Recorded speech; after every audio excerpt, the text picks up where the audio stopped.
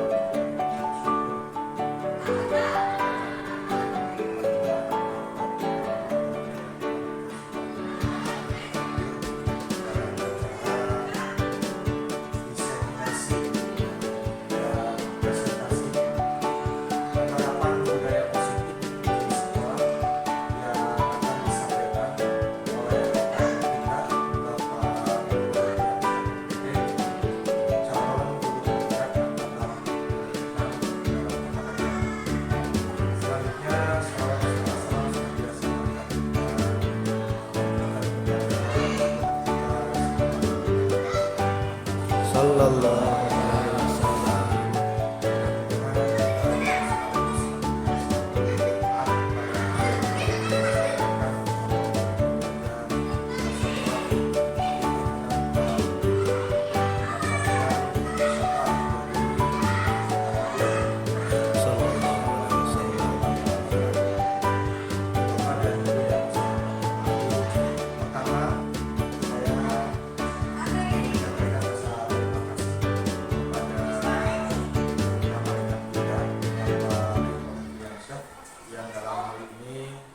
Sebagai peserta di calon guru penggerak pada 6 Ramadan, mudah-mudahan sebagai peserta pada kegiatan ini ada dalam kelancaran dan bisa tuntas sampai di akhir kegiatan. Selanjutnya juga saya berterima kasih kepada Bapak Guru hari ini hadir dan juga kegiatan yang dilaksanakan oleh Pak Eko sebagai salah satu kegiatan untuk menjadi salah satu dari bagian proses pembelajaran di Guru. Selanjutnya untuk kegiatan pada siang hari ini ada beberapa hal yang disampaikan, terutama berkaitan dengan penerapan budaya positif di sekolah. Untuk itu mari kita simak bersama-sama apa yang akan disampaikan oleh narasumber. Sebelum memulai acara ini, mudah-mudahan kita semua diberi pelajaran kesehatan. Dulu mari kita semua mengucapkan Bismillahirrahmanirrahim. Bismillahirrahmanirrahim. Waktu dan tepat kepada Bapak Eko Diansyah MPD selaku calon guru penggerak tentang Ramadan. Waktu dan tempat kami silakan untuk memberikan apa yang perlu disampaikan dalam topik penerapan budaya positif di sekolah. Terima kasih, silakan. Terima kasih Pak Kepala Sekolah yang bersedia menjadi pembuka dan bersedia menjadi moderator pada acara diseminasi yang akan saya lakukan tentang penerapan budaya positif di sekolah.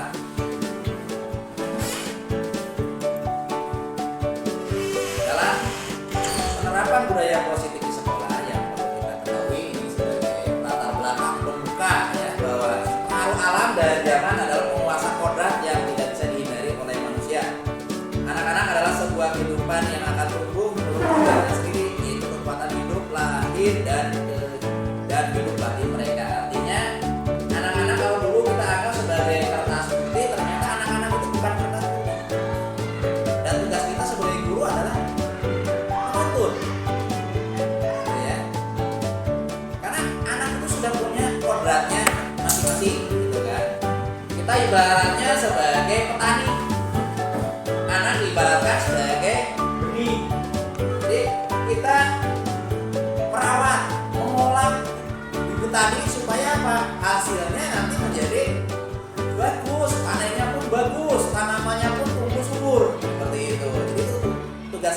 sebagai guru seperti itu.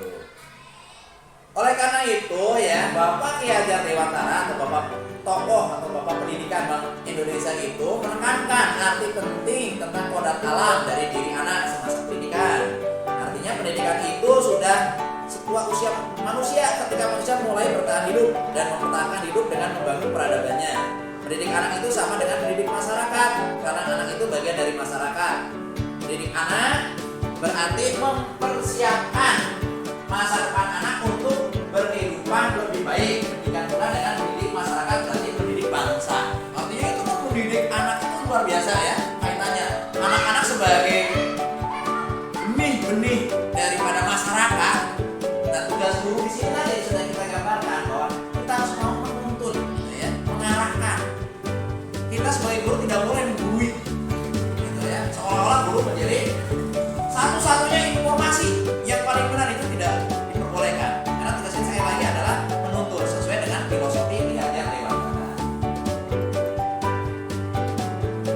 Menurut Ki Hajar Dewantara, pendidikan adalah pembudayaan dua budi manusia yang beradab dan dua perjuangan manusia terhadap dua kekuatan yang selalu mengiringi hidup manusia, yaitu kodrat alam dan kodrat nyaman atau masyarakat. Dengan demikian, pendidikan itu sifatnya hakiki bagi manusia sepanjang peradabannya. Seiring perubahan zaman dan berkaitan dengan usaha manusia untuk memerdekakan bangsa tidak lahir, sehingga manusia tidak tergantung kepada orang lain, akan tetapi bersandar atas kekuatannya sendiri. Jadi berdiri di kaki sendiri lah istilahnya, kan seperti itu. Selanjutnya, kemerdekaan menjadi isu kritis dalam pendidikan. Hal itu karena menyangkut usaha untuk memerdekakan hidup lahir dan hidup batin manusia agar bisa lebih menyadari kewajiban dan haknya sebagai bagian dari masyarakat. Untuk terwujudnya tujuan pendidikan tersebut diperlukan profil pelajar Pancasila, yaitu beriman dan bertakwa kepada Tuhan Yang Maha Esa, berkebinekaan global, bergotong royong, kreatif, bernalar positif dan mandiri. Itu adalah profil pelajar Pancasila. Kita sebagai pendidik harus mengetahui posisi kontrol guru, yaitu mandiri, reflektif, kolaboratif, inovatif, dan berpihak kepada murid.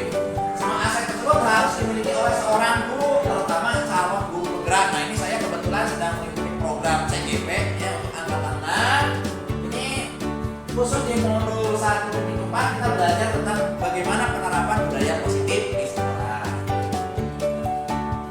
Selama ini hukuman merupakan bentuk pembelajaran disiplin bagi murid ya. Kadang-kadang kita kan sebenarnya ya kalau ada murid yang berperilaku mungkin agak tidak sesuai apa yang kita inginkan, kita seringnya menghukum. Nah, ini yang sebenarnya tidak boleh, guru tidak boleh jadi penghukum, gitu kan. Hukuman adalah suatu cara untuk mengarahkan sebuah tingkah laku agar sesuai dengan tingkah laku yang berlaku secara umum. Hukuman dalam hukum adalah sanksi fisik maupun psikis untuk kesalahan atau pelanggaran yang dilakukan yang berpengaruh untuk karakter peserta didik dan tidak bagus untuk psikologi anak. Jadi yang mungkin pada saat itu anak kalau dihukum ditakutkan gitu ya, nanti kedepannya anak itu akan merasa dendam lah terhadap guru, gitu kan.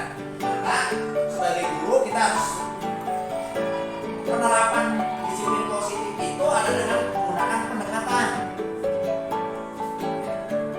Nah, pendekatan untuk mengembangkan pribadi murid, gitu kan.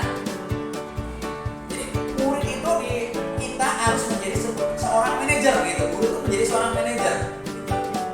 Seperti yang pernah saya lakukan dalam penerapan budaya positif. Jadi anak pada saat itu membuang sampah sembarangan.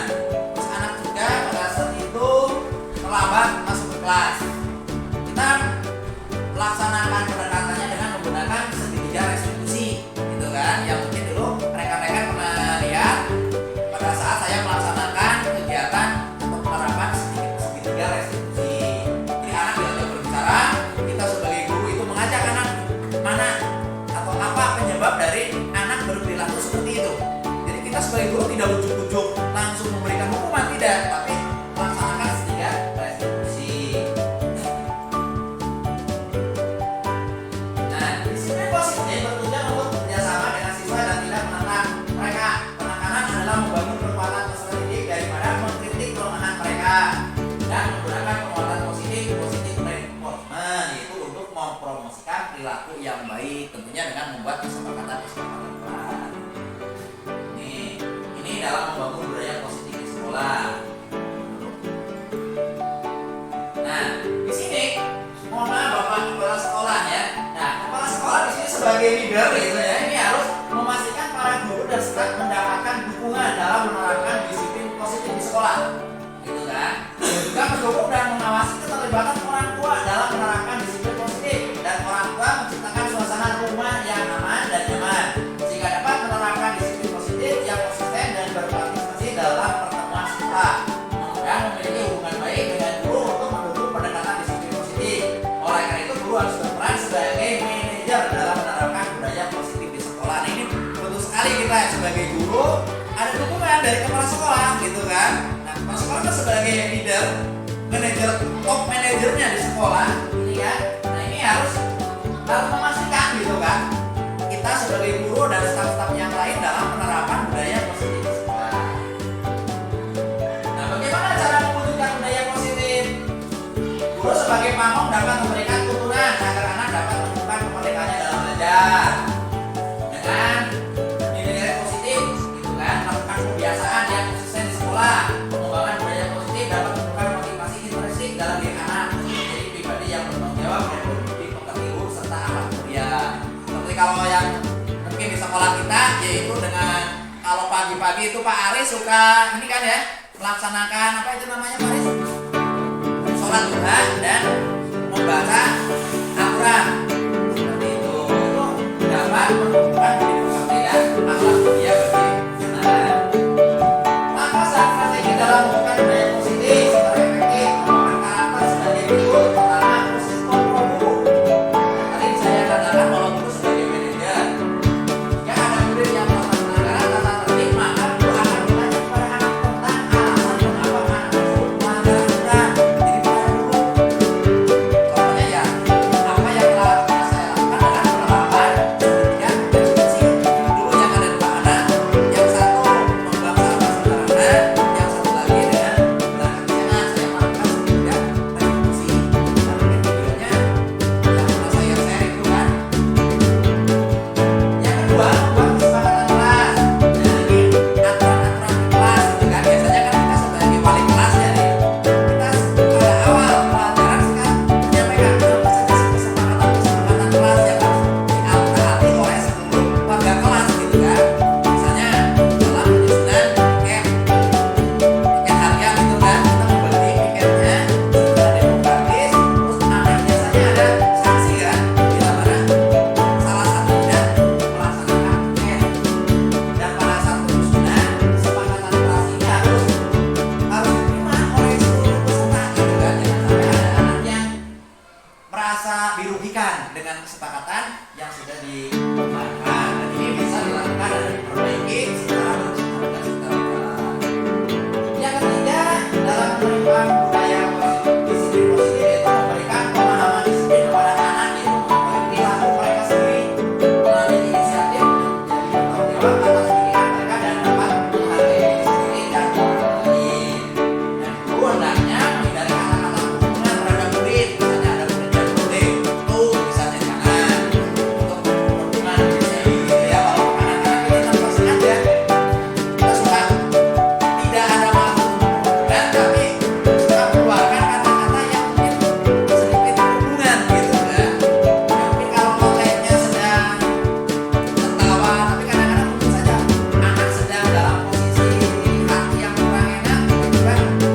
Guru melakukan hubungan sehingga ditiru oleh teman-teman lainnya ini yang ada di permasalahan gitu. Untuk budaya positif di sekolah yang bisa diterapkan. Ini yang bisa kita terapkan, ini sebagai gambaran. Yang pertama adalah melaksanakan tata tertib di sekolah. Nah, ini yang sudah dinyatakan saja. Jika tidak ada guru yang tetap melaksanakan tata tertib di sekolah, ini disusunkan di sekolah biasanya, baik tata tertib sekolah ataupun tata tertib kelas. Ini diharapkan dapat dilaksanakan baik oleh siswa maupun oleh guru. Dan guru dalam mendukung budaya positif tersebut harus memberikan contoh, menuntun gitu kan. Ibaratnya jangan jargoni, ngajar orang dilakoni kan seperti itu. Yang kedua, dengan cinta kebersihan dan lingkungan dengan penggunaan penerapan kita menanamkan kepada anak untuk lebih mencintai lingkungan sekitar kelasnya,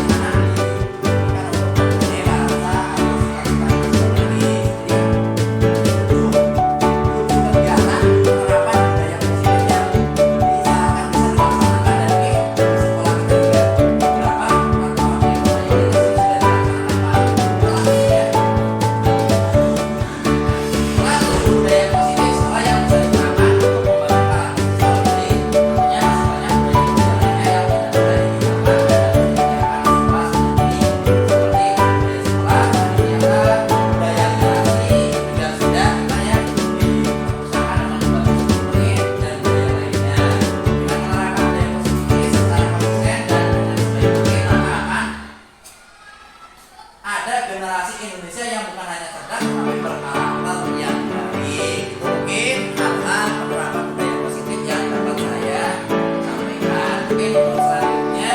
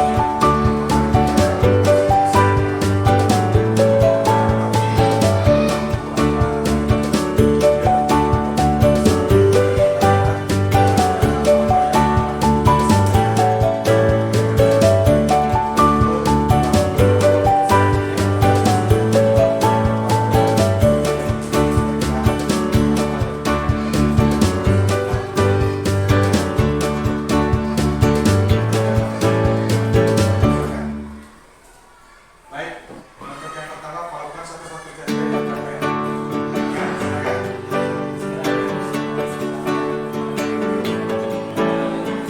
Alhamdulillah.